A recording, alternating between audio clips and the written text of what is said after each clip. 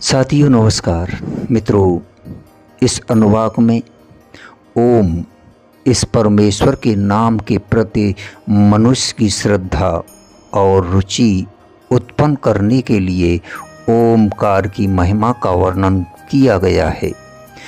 भाव यह है कि ओम यह परब्रह्म परमात्मा का नाम होने से साक्षात ब्रह्म ही है साथियों, क्योंकि भगवान का नाम भी भगवत स्वरूप ही होता है। यह प्रत्यक्ष दिखाई देने वाला समस्त जगत ओम अर्थात उस ब्रह्म का ही स्थूल रूप है। ओम यह अनुकृति अर्थात अनुमोदन का सूचक है, अर्थात जब किसी की बात का अनुमोदन करना होता है तब श्रेष्ठ पुरुष परमेश्वर के नाम स्वरूप इस ओमकार का उच्चारण करके संकेत से उसका अनुमोदन कर दिया करते हैं। साथियों, दूसरे व्यर्थ शब्द नहीं बोलते। यह बात प्रसिद्ध है।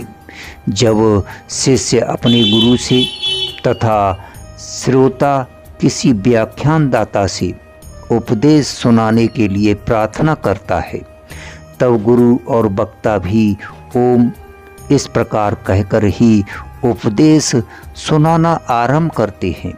साथियों, सामवेद का गान करने वाले भी ओम इस प्रकार पहले परमेश्वर के नाम का भली भांति गान करके उसके बाद सामवेद का गान किया करते हैं। यज्ञ कर्म में शास्त्र संसन रूप कर्म करने वाले शास्ता नामक ऋषितिक ओम सोम इस प्रकार कहकर ही शास्त्रों का अर्थात तदुपसेयक मंत्रों का पाठ करते हैं।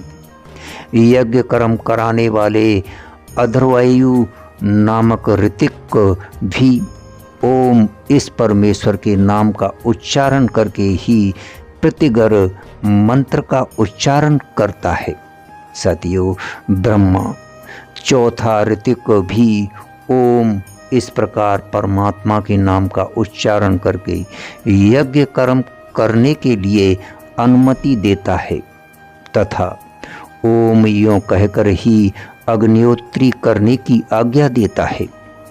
साथियों, अध्ययन करने के लिए उद्गत ब्राह्मण ब्रह्मचारी भी ओम इस प्रकार परमेश्वर के नाम का पहले उच्चारण करके कहता है कि मैं वेदों को भली प्रकार पढ़ सकूं, अर्थात ओंकार जिसका नाम है उस परमेश्वर से ओंकार के उच्चारण पूर्वक यह प्रार्थना करता है कि मैं वेद को वैदिक ज्ञान को प्राप्त कर लूं, ऐसी बुद्धि दीजिए।